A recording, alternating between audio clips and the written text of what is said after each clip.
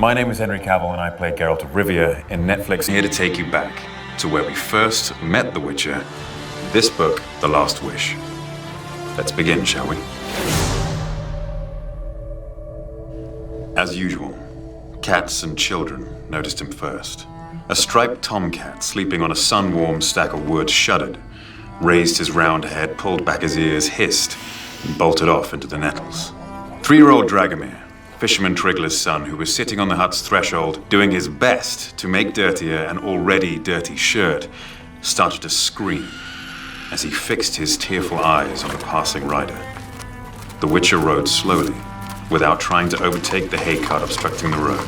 A laden donkey trotted behind him, stretching its neck and constantly pulling the cord tied to the Witcher's pommel tight.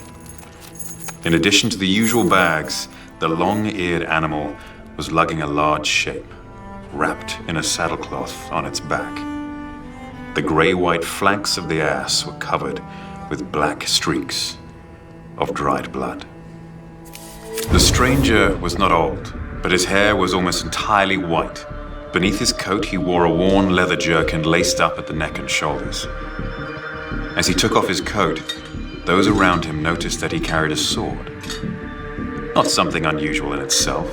Nearly every man in Wizim carried a weapon, but no one carried a sword strapped to his back as if it were a bow or a quiver. The stranger did not sit at the table with the few other guests.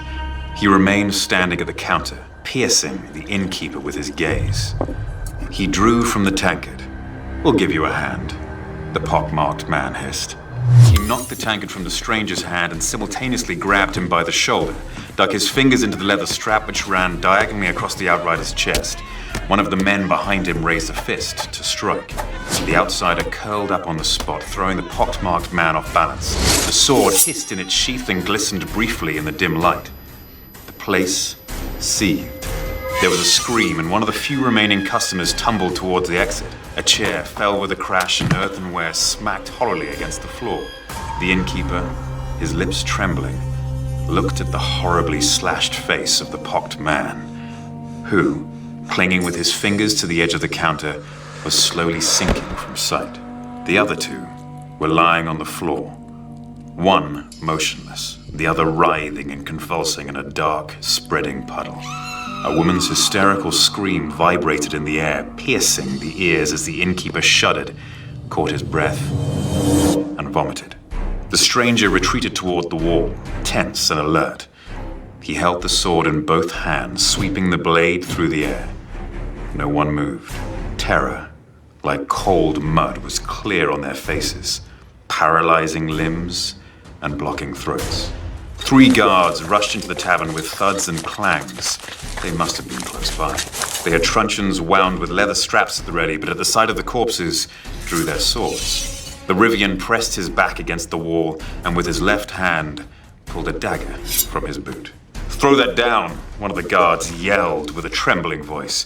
"Throw that down, you thug, you're coming with us." A second guard kicked aside the table between himself and the Rivian. "Go get the men, Tresca," he shouted to the third guard who had stayed closer to the door. "No need," said the stranger, lowering his sword. "I'll come by myself." "You'll go, you son of a bitch, on the end of a rope," yelled the trembling guard. "Throw that sword down or I'll smash your head in." The Rivian straightened. He quickly pinned his blade under his left arm and with his right hand raised towards the guard, swiftly drew a complicated sign in the air. The clout nails which studded his tunic from wrists to elbow flashed. The guards drew back, shielding their faces with their arms. One of the customers sprang up while another darted at the door. The woman screamed again, wild and ear-splitting. "I'll come by myself," repeated the stranger in his resounding, metallic voice. "And the 3 of you will go in front of me. Take me to the Castellan.